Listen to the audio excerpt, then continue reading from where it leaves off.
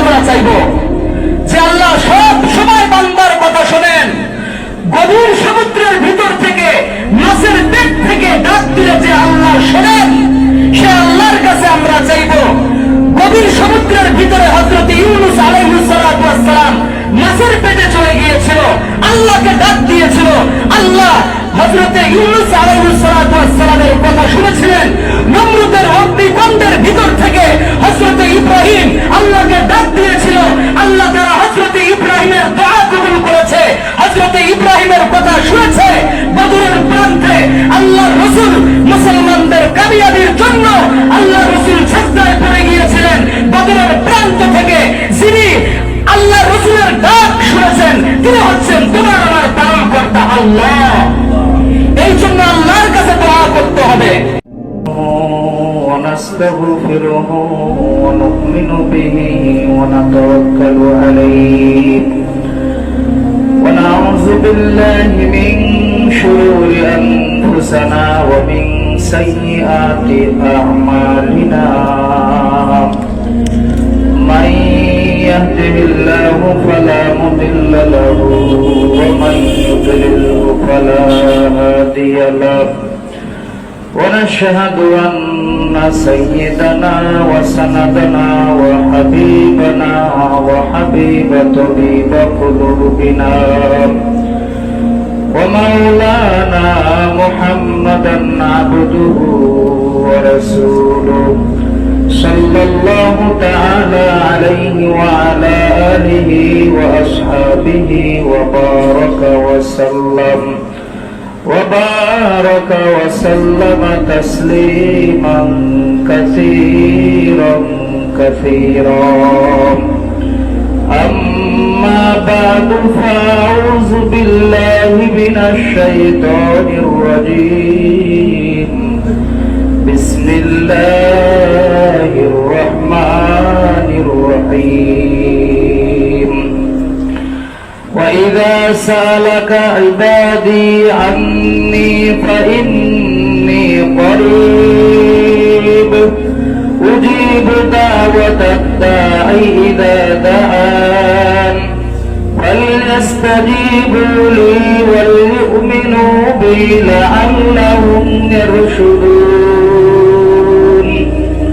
صدق الله العظيم وقال رسول الله صلى الله عليه وسلم إن ربكم حي كريم يستحيي من عبده إذا رفع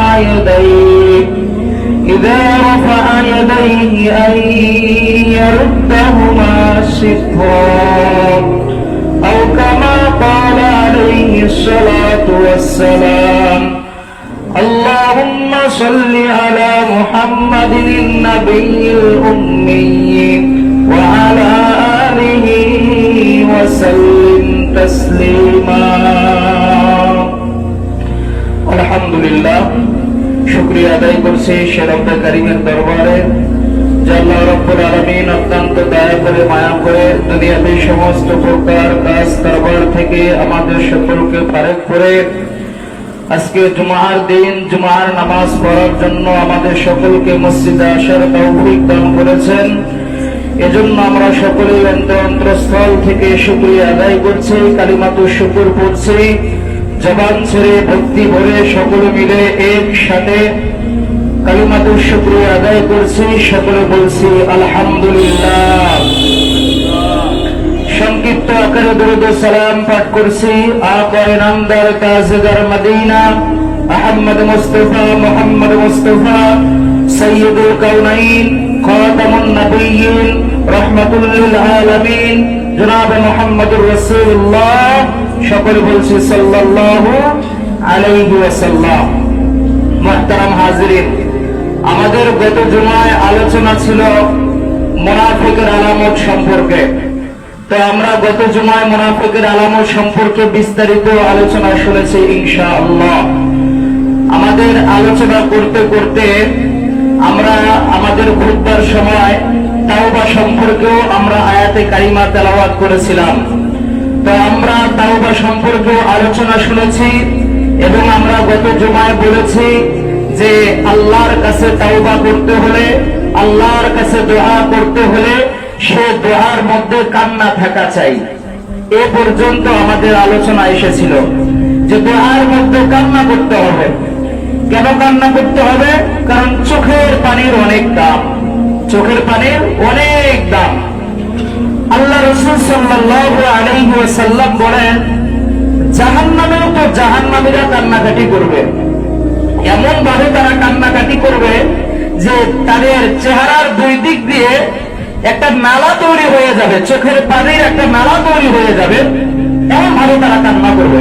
কিন্তু সেদিন এই চোখের পানির কোনো দাম তাদের হবে না, কোনো গ্রহণযোগ্যতা আল্লাহর কাছে এই চোখের পানির হবে না। এই জন্য আমাদেরকে এই দুনিয়াতেই কান্নাকাটি করতে হবে। এই দুনিয়াটা হচ্ছে আমাদের পরীক্ষার জায়গা, এই পরীক্ষার জায়গায় আমাদেরকে বেশি বেশি কান্নাকাটি করতে হবে।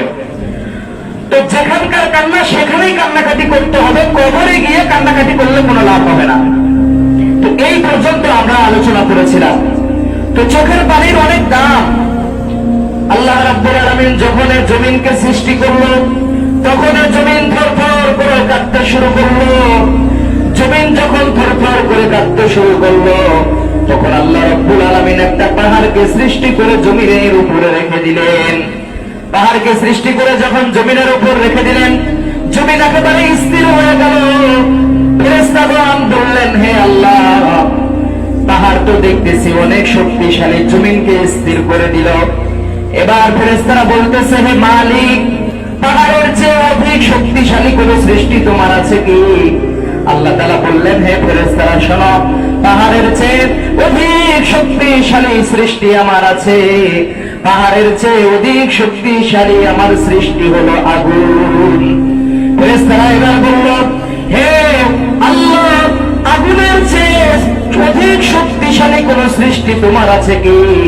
আল্লাহ তাআলা বললেন, হ্যাঁ আছে, আগুনের চেয়ে অধিক শক্তিশালী জিনিস হলো পানি। ফেরেশতারা বলল, প্রভু হে, পানির চেয়ে অধিক শক্তিশালী আপনার কোন সৃষ্টি আছে কি? আল্লাহ তাআলা বললেন, আছে, পানির চেয়ে শক্তিশালী জিনিস হলো বনি আদম সন্তান। বনি আদম সন্তান এমন সন্তান যে বনি আদম সন্তান ডান হাত দিয়ে দান করে, বাম হাতও টের পায় না ডান হাত দিয়ে কতটুকু দান করলো। তো বনি আদম সন্তান আমার কাছে অনেক শক্তিশালী, যে বনি আদম সন্তান ডান হাত দিয়ে দান করে, বাম হাতও টের পায় না ডান হাত কতটুকু মাল আল্লাহর রাস্তায় ব্যয় করেছেন। অন্য রিওয়ায়াতে আছে, আল্লাহ রাসূল সাল্লাল্লাহু আলাইহি ওয়াসাল্লাম বলেন, আমি যখন মেরাজের রাত্রে গেলাম, মেরাজে যায় আমি দেখতে পেলাম যে একজন ব্যক্তিকে জাহান্নামের দিকে নিয়ে যাওয়া হচ্ছে, জাহান্নামের দিকে নিয়ে যাওয়া হচ্ছে। এমন সময় ওই ব্যক্তিটা যে দুনিয়াতে আল্লাহর ভয়ে কান্নাকাটি করেছিল, ওখান থেকে এক ফোঁটা কান্নার পানি এসে ওই ব্যক্তিকে ধাক্কা দিয়ে জাহান্নাম থেকে দূর করে দিল। সুবহানাল্লাহি ওয়া বিহামদিহি। দুনিয়াতে আল্লাহর ভয়ে কান্না করেছে, এই চোখের পানি, এক ফোঁটা পানি এসে ধাক্কা দিয়ে জাহান্নাম থেকে বের করে দিয়েছে। তাহলে এর দ্বারা বোঝা যায় চোখের পানির কত কত দাম। তো চোখের পানির অনেক দাম আছে, চোখের পানির অনেক দাম। এই জন্য আমরা যখন আল্লাহর কাছে দোয়া করব, দোয়ার মাঝে আমাদের কান্না থাকা চাই। গত জুমায় আমরা বলেছিলাম, আমাদের যদি কান্না না আসে, অন্তত কান্নার ভান করা, তবুও কান্নার ভান করতে হবে। কারণ আপনি যদি কান্না করেন, তাহলে আশা করা যায় আমাদের দোয়া যিনি কবুল করবেন, চিৎকার মেরে বলেন তিনি কে? আল্লাহ কবুল করবে আমাদের দোয়া। আমরা যদি তওবার সময় আল্লাহর কাছে কান্নাকাটি করতে পারি, তো ইনশাআল্লাহ আশা করা যায় আল্লাহ রাব্বুল আলামিন আমাদের দোয়া কবুল করবেন। মুহতারাম হাজিরিন, এই দোয়া এমন গুরুত্বপূর্ণ একটা ইবাদত, এই দোয়া এমন গুরুত্বপূর্ণ একটা জিনিস যে এই দোয়া আর দোয়া মুখুল ইবাদা, দোয়া হচ্ছে ইবাদতের মগজ। দোয়া কিসের মগজ? ইবাদতের মগজ হচ্ছে দোয়া। তো আল্লাহ রাব্বুল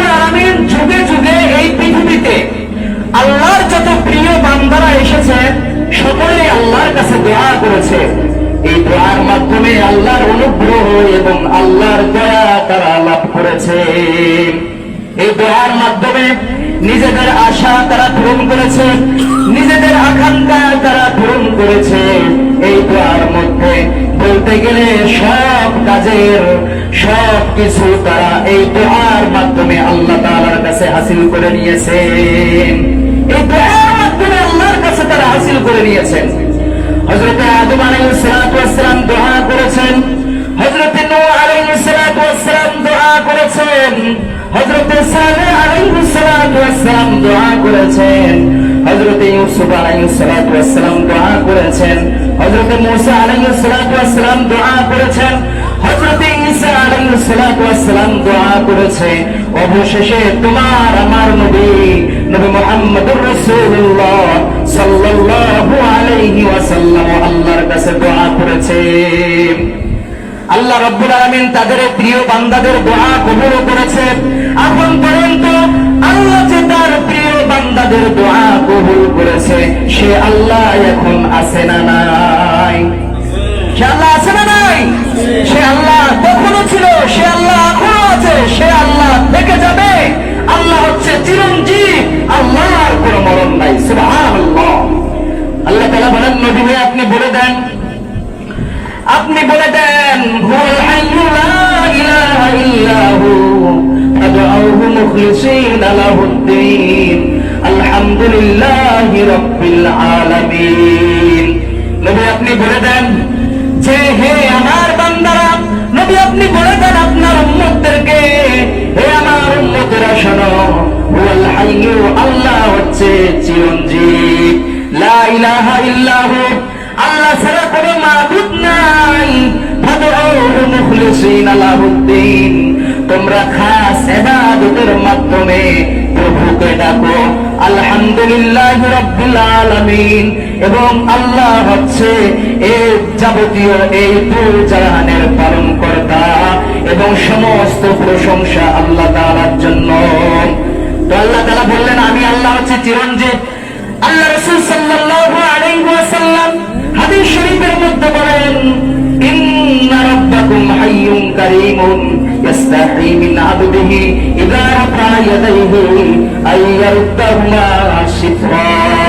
নিশ্চয় আমাদের আল্লাহ হচ্ছে চিরঞ্জীব দয়ালু। যখন আল্লাহর বান্দারা আল্লাহর কাছে হাত তুলে আল্লাহর কাছে চায়, আল্লাহ বলে আমার বান্দার হাতটাকে আমি খালি হাতে ফিরাই দিতে আমি আল্লাহ লজ্জাবোধ করি। সুবহানাল্লাহ ওয়া বিহামদিহি। আল্লাহ রাসূল বললেন আমাদের আল্লাহ হচ্ছে চিরঞ্জীব দয়ালু।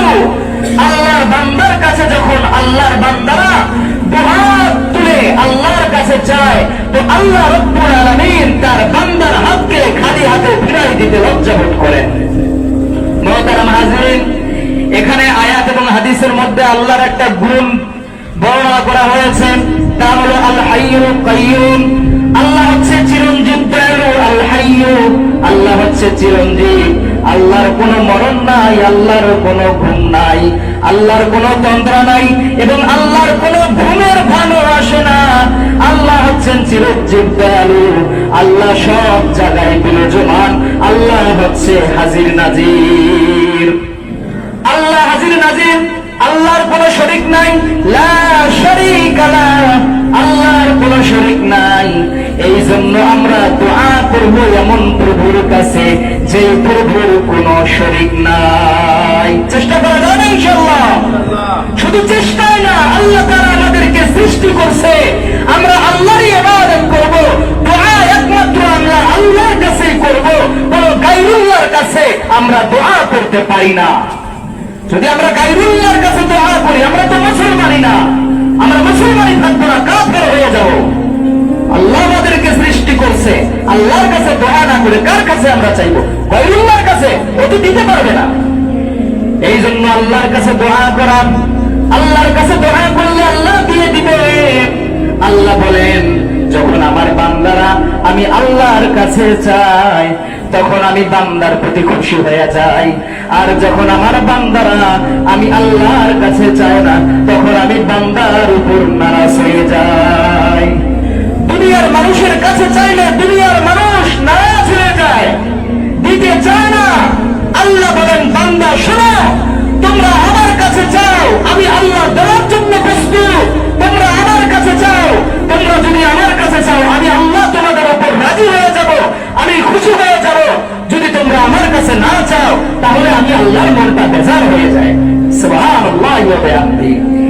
জন্য আল্লাহর কাছে চাইতে হবে। আচ্ছা আপনি বলেন, আপনি কি এমন কোন ব্যক্তির কাছে চাইবেন যে ব্যক্তি আপনাকে দিতে পারবে না? এমন ব্যক্তির কাছে আমরা কখনো চাইবো না। আমরা এমন ব্যক্তির কাছে চাইবো যে ব্যক্তিটা আমাকে কিছু দিতে পারবে। অর্থাৎ জীবিত মানুষ মৃত মানুষের কাছে চাইলে মৃত মানুষ দিতে পারে না, মৃত মানুষ দিতে পারে না। কিন্তু ভাইরা আমার, সম্মানিত প্যারে হাজিরিন, আজকে বড় আফসোসের বিষয় হলো, যারা আজকে খড়খুঁটা দিয়ে তৈরি, মাটি দিয়ে তৈরি, পাথর দিয়ে নির্মাণ করছে একটা মূর্তিকে, এই মূর্তির সামনে তারা দোয়া করে, এই মূর্তিকে সেজদা করে এবং এই মূর্তির কাছে তারা চায়।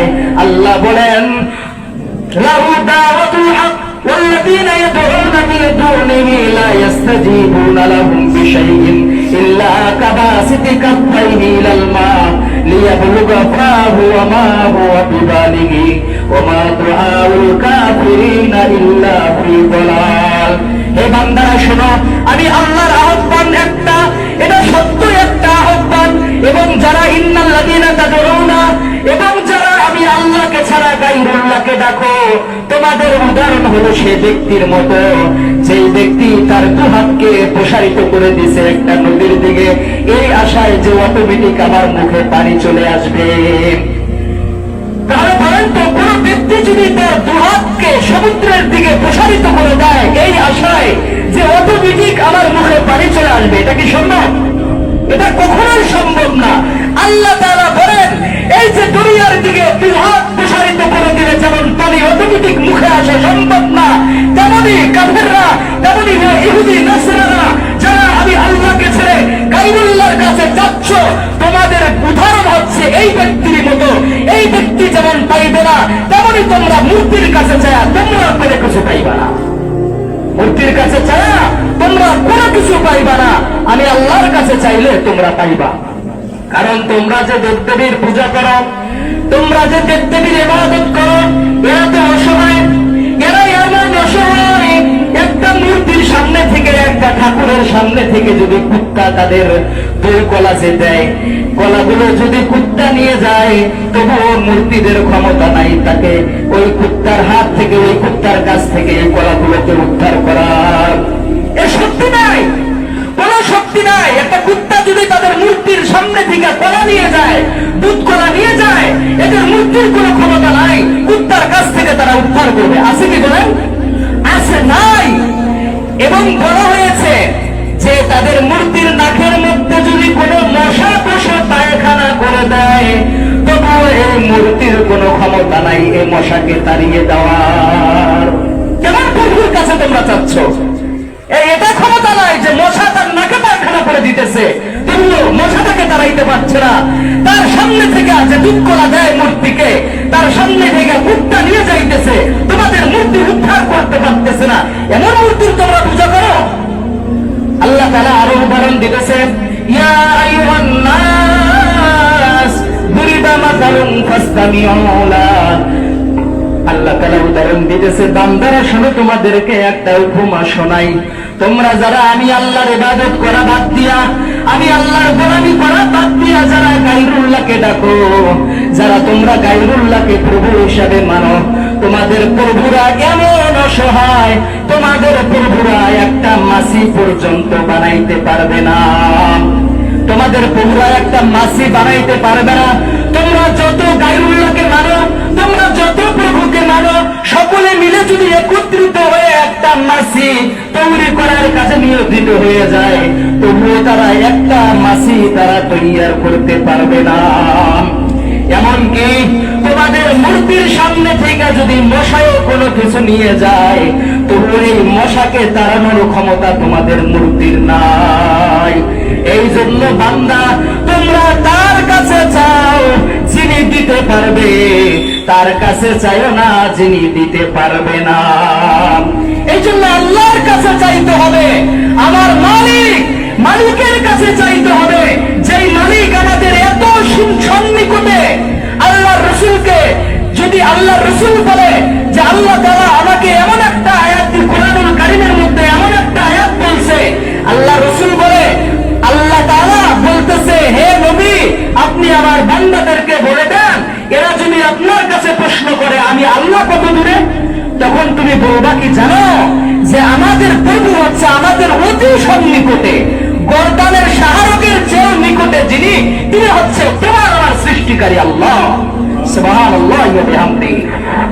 আমরা তার কাছে চাইবো যিনি দিতে পারবেন, আমরা তার কাছে চাইবো যিনি আমাদের কথা শোনেন, আমরা তার কাছে চাইবো যিনি আমাদেরকে অসংখ্য নিয়ামত দিয়েছে, যার নিয়ামত গণনা করে আমরা শেষ করতে পারবো না।